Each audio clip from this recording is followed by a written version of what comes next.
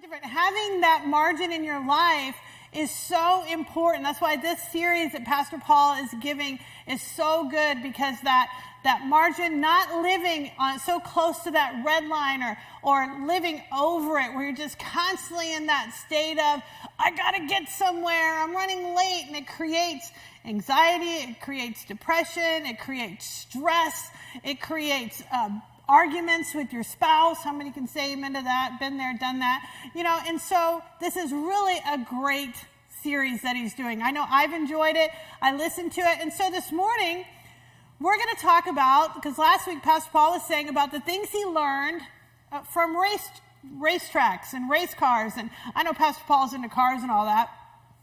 And I'm blessed. I come from a family that's a kind of a car family. And my nephew, he is a race car driver. And so he drives and he races all different places, and it's pretty neat.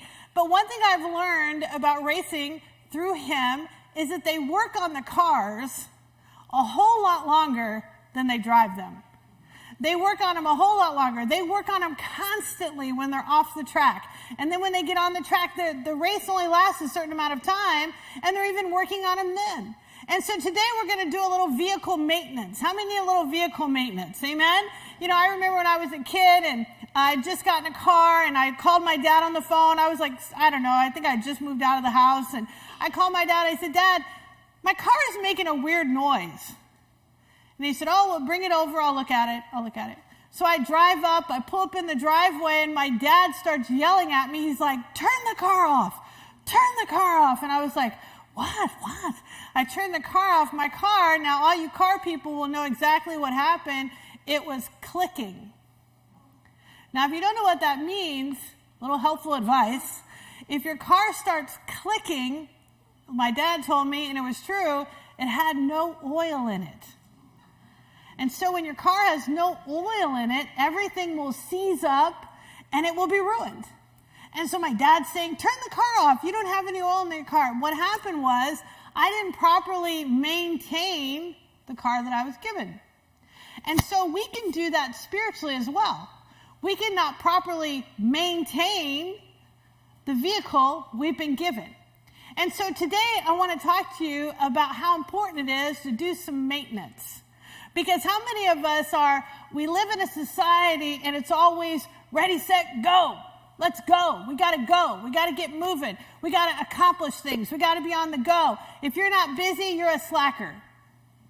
I don't know about you, but sometimes you feel like you have to say, when people say, hey, how are you? You got to be like, oh, I'm so busy. I am so busy. I don't have any time for anything. I'm just stacked up, busy. And you feel like you're almost obligated to say that. And so when you say to somebody, I'm good, I'm all right. Oh, you're not busy? They look at you like, what are you doing? Well, we're probably doing what we're supposed to be doing. Because we're not supposed to live constantly with no margin, no area to breathe in. We're not designed that way. And so it's important that we, instead of ready, set, go, let's stop. Let's do some maintenance. Instead of ready, set, go this morning, we're going to take it a little bit different. We're going to say ready, set, grow. See what I did there? Come on.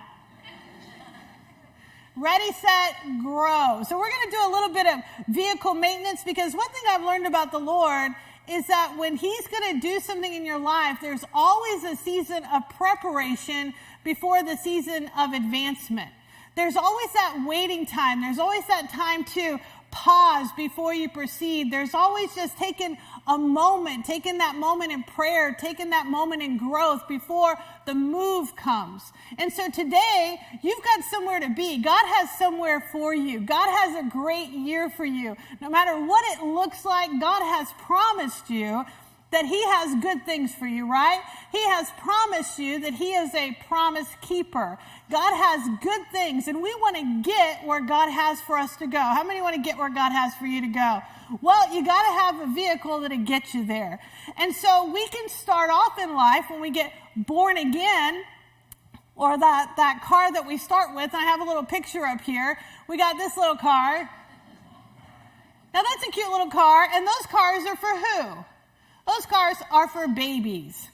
Babies drive these cars and think they're the best thing ever. How many have ever given one of these cars to your kids and they just think it's great, or maybe you even had one, they've been around that long.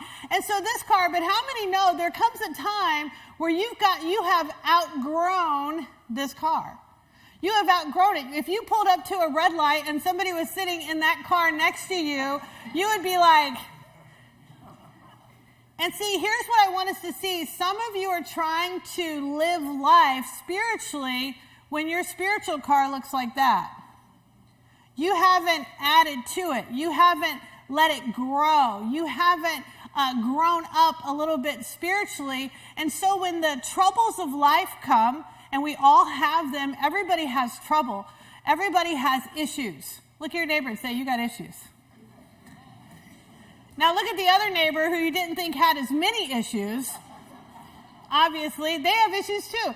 We all have things that we go through. And we need our spiritual life to be ready and prepared to face whatever the world, whatever the enemy is trying to toss at us. And plus, we need our lives to be spiritually prepared so that we can get through the mountains, we can get through the valleys, we can get through the things so we can continue in the plan God has for us. Because God has a plan for your life. But that little car, it's not going to make it. It needs a little more horsepower. It needs bigger tires. It needs a bigger engine. It needs things added to it. Amen? And so today we're going to talk about what we need to add to our life in order to have a productive and effective walk with God.